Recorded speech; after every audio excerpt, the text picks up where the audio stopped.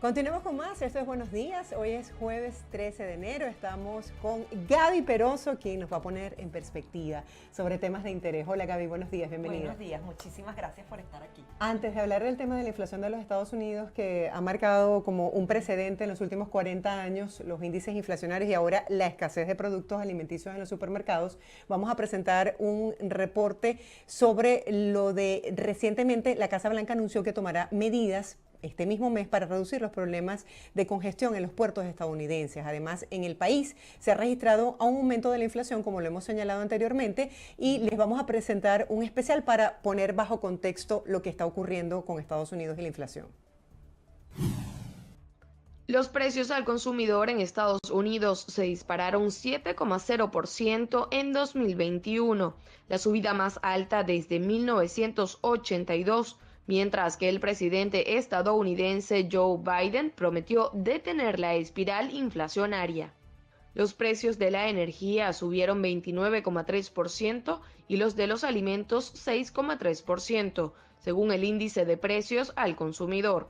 Si se excluyen estos sectores volátiles, la inflación subyacente alcanzó 5,5%, su nivel más alto desde febrero de 1991. En diciembre la inflación se desaceleró en comparación con noviembre, al 0,5% frente al 0,8% según el índice de precios al consumidor publicado este miércoles por el Departamento del Trabajo. Pero la inflación subyacente fue mayor en diciembre que en noviembre, con 0,6% frente al 0,5% respectivamente. El índice que mide específicamente los precios de la energía retrocedió en diciembre y terminó así, con una larga serie de alzas, según destacó un comunicado del Departamento del Trabajo. Amigos, el COVID nos ha cambiado definitivamente la vida. Desde que yo llegué a este país he escuchado que en Estados Unidos no existe la inflación, pero desde la pandemia, desde hace 2 años aproximadamente, hemos visto cómo algunos productos se han incrementado, sobre todo en el área de los inmuebles. Si uno va a alquilar o a comprar, los precios son exorbitantes y, por ejemplo, aquí en Florida, en Miami, en la zona del Doral, es una burbuja. También si la gente va a comprar un carro usado, ahora estamos viendo la escasez de algunos productos alimenticios y bueno, este índice inflacionario del 7% que nunca se había registrado en Estados Unidos en los últimos 40 años. Gaby, ¿qué está pasando? ¿Qué está afectando?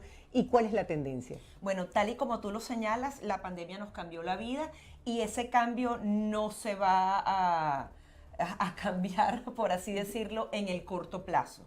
Empezamos a verlo con los vehículos, había escasez de vehículos nuevos, se dispararon incluso hasta el doble los vehículos usados, que era algo insólito. Normalmente uno en Venezuela se compraba un carro y casi que eso era una inversión. Sí. El carro iba revalorizándose a pesar de que se iba poniendo viejo. Eso no pasaba aquí en Estados Unidos, eso llegó a pasar al inicio de la pandemia porque una cantidad de cosas de lo que era el movimiento de importación y exportación entre los países de los vehículos, eso subió. El tema de la vivienda, yo me puse a averiguar y yo juraba que era Florida, porque todo el mundo lo que dice es, no, que la gente de Los Ángeles y de Nueva York se está yendo a Florida.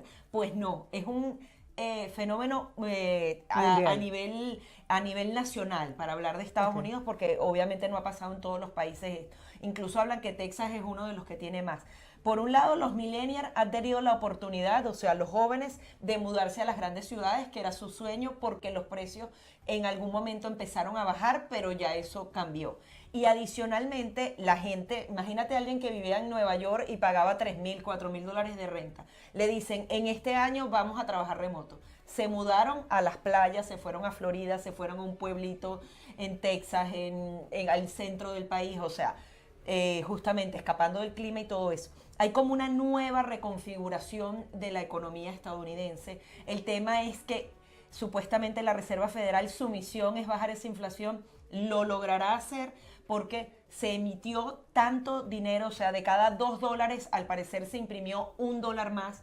Toda esa inyección de dinero a la economía se triplicó, bueno, ni siquiera se triplicó, o sea, casi que aumentó en más de 10% todo el tema de los préstamos que se hacían a las pequeñas y medianas empresas a través de la administradora, justamente el SBA.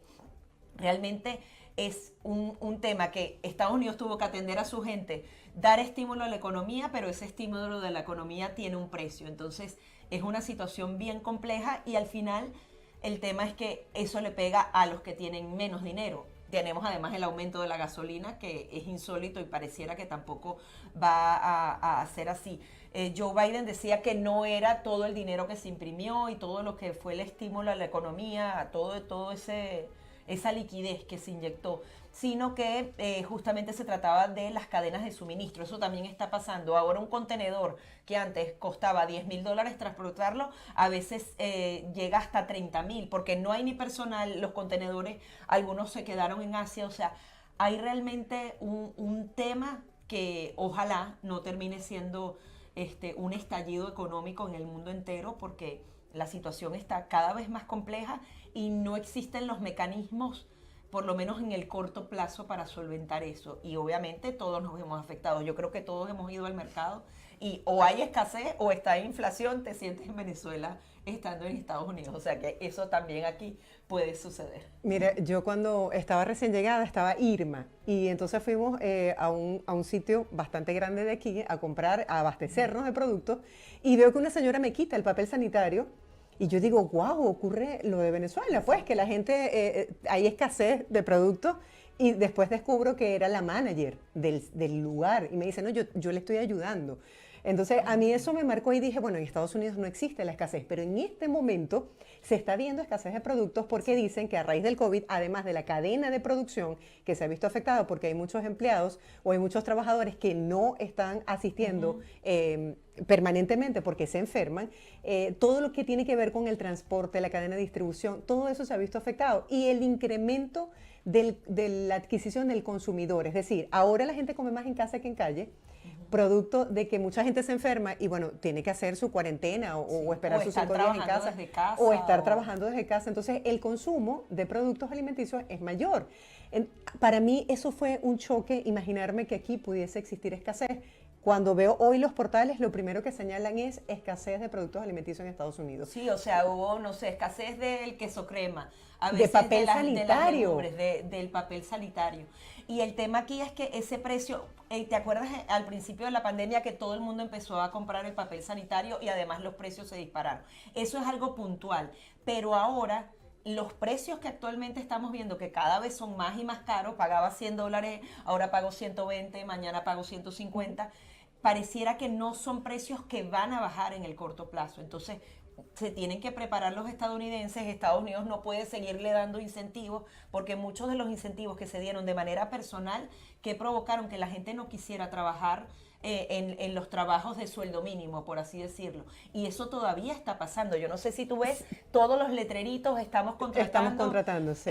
Empiezan a pagarles $17 la hora, $22 la hora, que normalmente no hacen ese pago porque sencillamente no hay personal. Yo he visto restaurantes que cierran un ala del restaurante porque no tienen meseros para atender eso y entonces tienen la cola afuera. O sea, hay consumo, sin embargo no tienes la capacidad de brindar el servicio. Y todo eso es muy complejo y está pasando a nivel nacional. Entonces. Y en el caso de Venezuela, yo digo que es peor porque como el gobierno dice que estamos bien con respecto a los índices inflacionarios, pero la gente sigue teniendo problemas para adquirir los productos porque ya no es tema de escasez, hay de todo en Venezuela, hay bodegones, hay comida en todas partes, pero no hay la capacidad económica para adquirir esos productos. No, y además el titular que vimos esta semana, que yo sé que lo han estado analizando de una manera bien completa acá en Buenos Días, es un engaño porque ellos dicen, ya por fin Venezuela cerró el ciclo de hiperinflación.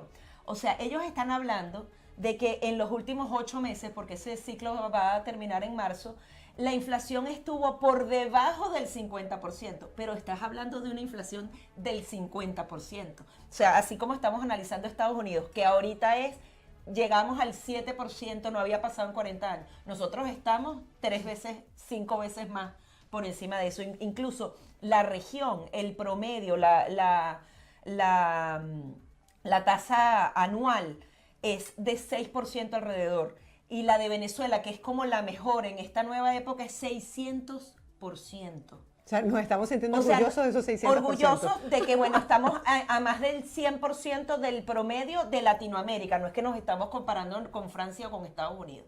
Es decir, eso es ya un gran engaño de que el Banco Central de Venezuela lo anuncie como una maravilla, cuando no. Lo que dicen es que, bueno, va a estar por debajo del 50%, o sea, el precio siempre se te va a duplicar en un 50% cada vez que compres. Y adicionalmente, Venezuela tiene otro fenómeno, que nosotros tenemos la inflación además en dólares, no es solo la de bolívares, tenemos inflación en dólares. O sea, alguien que con $5 iba al mercado y se compraba un número específico de alimentos, el mes siguiente sufre una inflación en dólares, que no ocurre en ninguna parte del mundo, como si fuera en bolívares. O sea, te duplican o te triplican la harina y el arroz que vas a comprar. Entonces, hay una burbuja en donde solamente dicen que el 7% realmente está justamente gozando de los beneficios de que hay nuevamente productos, pero todos dolarizados. Pero esto sigue abriendo una gran brecha entre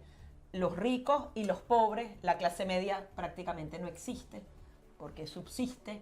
Y realmente tenemos que tener mucho cuidado con este tipo de titulares porque crean unas falsas esperanzas y una expectativa que está muy lejos de la realidad. Sí, es una utopía, o sea, no es lo que vive el ciudadano de a pie, de la calle. Estaba viendo un interesante reportaje sobre las remesas, cómo afecta al inmigrante que está en cualquier parte del mundo, que envía su dinerito con tanto esfuerzo a Venezuela para que sus familiares puedan sobrevivir, pero que al mismo tiempo están intentando ver cómo siguen adelante con tantos gastos en los diferentes países, claro, ¿no?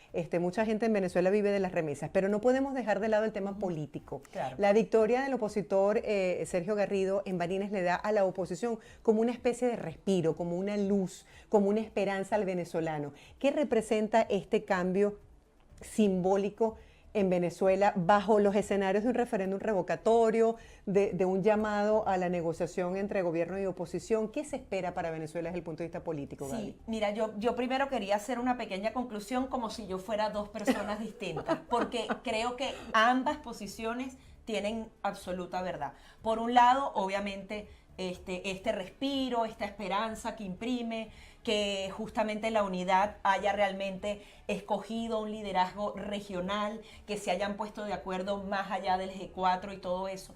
Todo eso es muy importante y de verdad te da luces de que la vía electoral también puede darte resultados en un momento en donde no hay una estrategia política. Pero por otro lado, no se nos puede olvidar que las dictaduras te dejan ganar. Y este episodio que decimos, ¿qué pasó aquí? No sé qué, permite que de alguna manera pone a la oposición a reconocer al Tribunal Supremo de Justicia de Maduro, porque ese Tribunal Supremo de Justicia fue el que provocó que esas elecciones se repitieran. Entonces tú no puedes legitimar al Tribunal Supremo de Justicia ahorita porque tuvimos la victoria de Barinas, pero en otra decisión en el futuro, no, ese es el Tribunal de Maduro que no son válidas sus decisiones. Y adicionalmente validaste al Consejo Nacional Electoral, porque estás diciendo, sí, la victoria se hizo y de alguna manera como unas elecciones tradicionales. Hay expertos que hacen unos análisis centrándose en el tema electoral y tú dices, wow, tenemos todas las de ganar. El tema es que ellos cambian todo a su voluntad y estamos hablando de una dictadura. Entonces, todo este tema nos da miles de posibilidades al futuro. Está el tema que sería como el más cercano, sería el referéndum revocatorio. La oposición tiene que saber manejar sus expectativas. Ni mentirle a la gente, ni decir que ya estamos allá, de que no podemos extrapolar la realidad de Barinas con la realidad nacional. Obviamente Maduro no tiene el apoyo popular, pero tiene la fuerza para que ese apoyo popular aparezca a los trancazos, como lo hacen ellos. Y adicionalmente, el tema del referéndum revocatorio primero obliga que un 20% de lo que es el registro electoral firme. Es decir, ¿se acuerdan de la lista de Tascón? Uh-huh. Seguramente no van a admitir firmas del extranjero. Es decir, vas a poner a un 20% de los venezolanos que tienen la capacidad de votar confirma con nombre y apellido. Y después de que se recaben todas esas firmas, de que toda esa gente podría quedar marcada, porque ya tuvimos una experiencia, ellos podrían decir cualquier cosa como ya lo han hecho en el pasado y ese referéndum revocatorio no se daría. Yo dudo mucho que el régimen de Nicolás Maduro, en las condiciones en las que está, permita algún episodio electoral que ponga en riesgo su poder. Y después de todo lo que ha pasado, ¿de verdad vale la pena sentarse a negociar? Bueno, es uno de los temas, es la estrategia que sigue persiguiendo tanto Estados Unidos como la Unión Europea. Han hecho llamados directamente a que vuelvan a sentarse en México. No sé si tenga los resultados esperados. Hay quienes dicen que ellos se dieron cuenta y que hay mucha presión interna y van a obligar a Maduro a sentarse a la mesa. Yo no lo veo tan así. Incluso hay personas que dicen que ellos lanzaron lo de Barinas para, bueno, suavizar, o lo dejaron ganar, que obviamente se ganó. Pero es que fue hizo multitudinario y en 2 oportunidades. Sí. Exacto, pero ellos siempre tienen una estrategia. O sea, si ellos no quisieran que hubiese un gobernador ahí en Barinas, algo hacen y no les importa. Y ese es el tema que dicen, que se pueden radicalizar, que pueden empezar a hacer detenciones arbitrarias nuevamente, que incluso podrían llegar a la figura de Guaidó. Esa es una posibilidad absoluta. Ellos pueden volver a su represión activa. ¿Por qué? Porque Estados Unidos tiene demasiados problemas. Estados Unidos ahorita está centrado, justamente trabajando con sus socios de Europa, con un tema que podría reconfigurar todas las fronteras en Europa, el tema de seguridad, el tema de que Rusia pueda invadir Ucrania. O sea, dicen que es un movimiento de tropas al estilo de la Segunda Guerra Mundial. Entonces, imagínate, estamos a las puertas de un posible conflicto bélico, que ojalá no lleguemos a eso.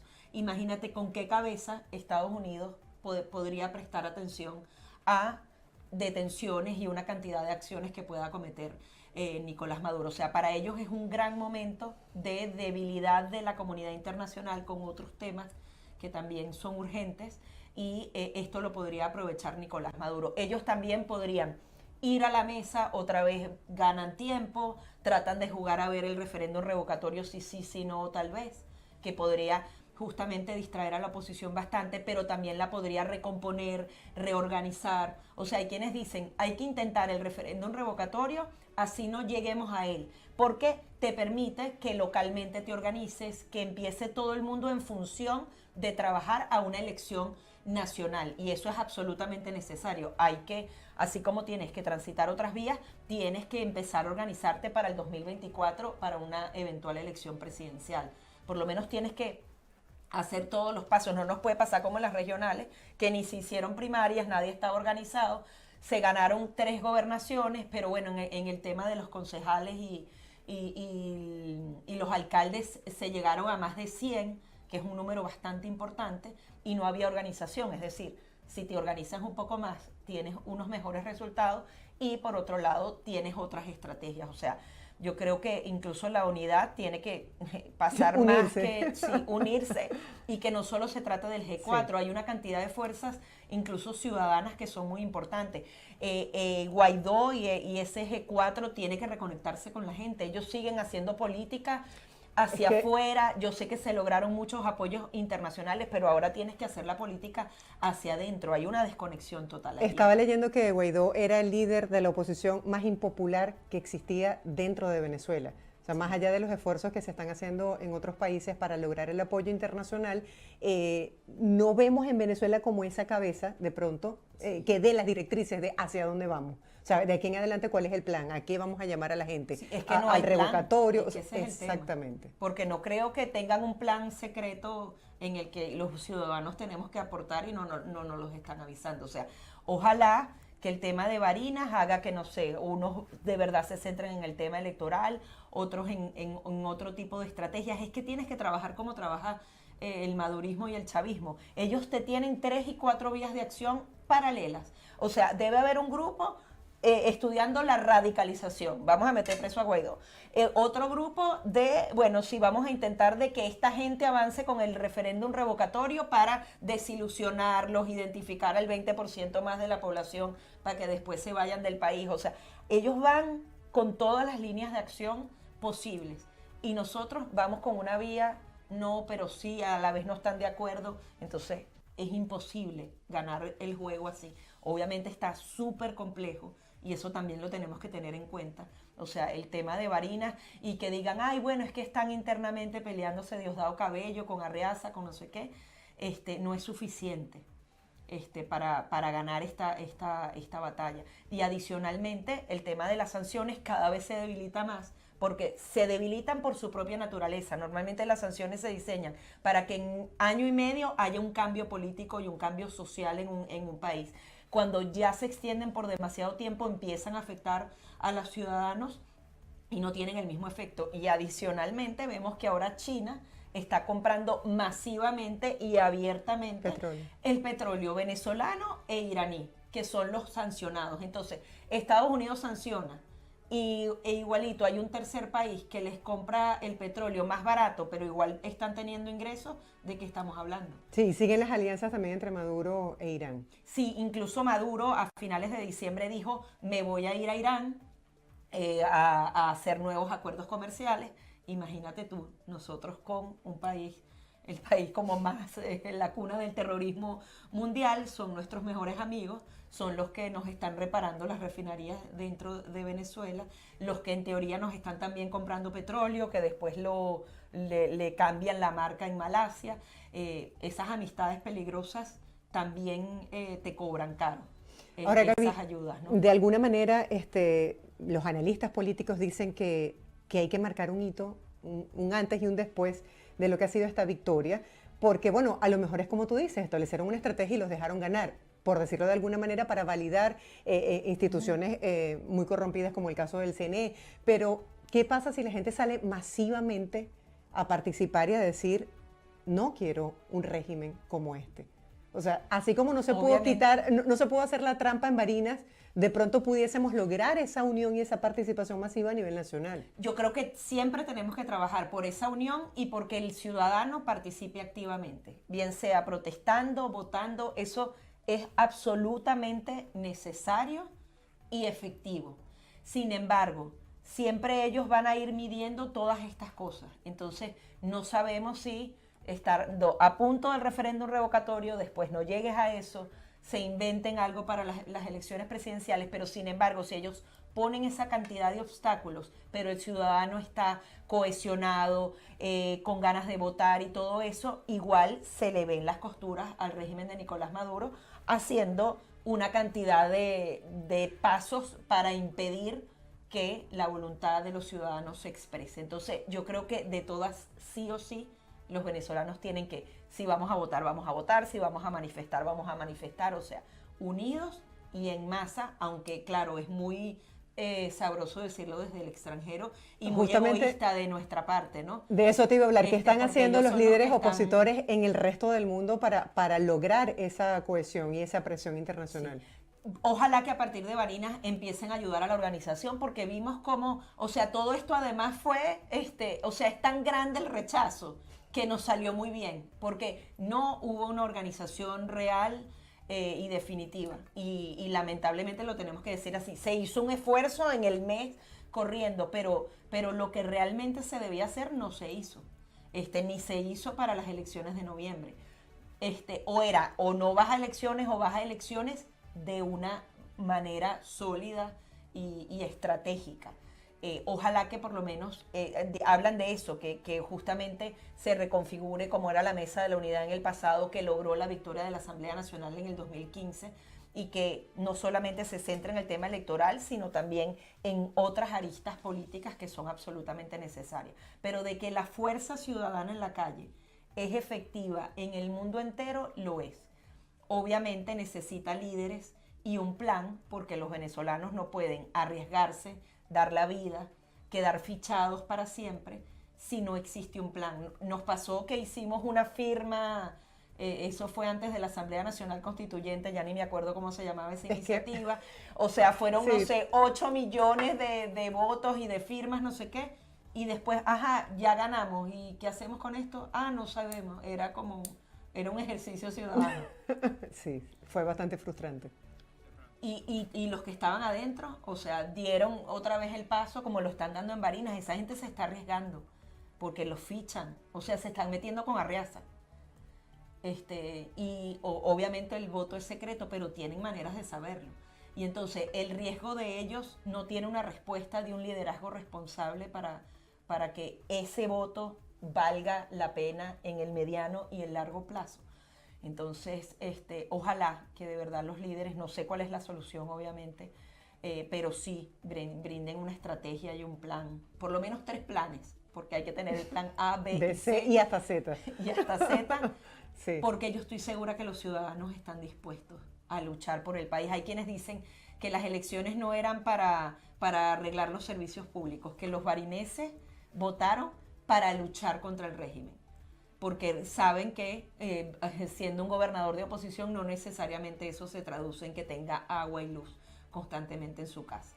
Y esas ganas de luchar yo creo que existen en todo el país. No, eso fue una movilización realmente admirable, sí. Cívica, digna de seguir en el ejemplo para Venezuela, y no podemos perder la fe. Y como tú bien lo decías, la gente puede aportar su granito de arena en la calle cuando ya se tenga una estrategia armada de hacia esto vamos. Gaby, gracias por ponernos bajo el contexto de estas noticias, porque nos permiten digerir muy bien hechos que los vemos como aislados, pero que todos tienen una relación y un significado por detrás. Por ejemplo, ese análisis que diste sobre la estrategia del gobierno para validar sus instituciones, súper interesante, pero al mismo tiempo sin dejar de lado el mérito tan grande que logró esa movilización, que marcó un antes y un después en la historia de Barinas y de Venezuela. Pero siempre hay que tener las dos lecturas. No podemos ser inocentes.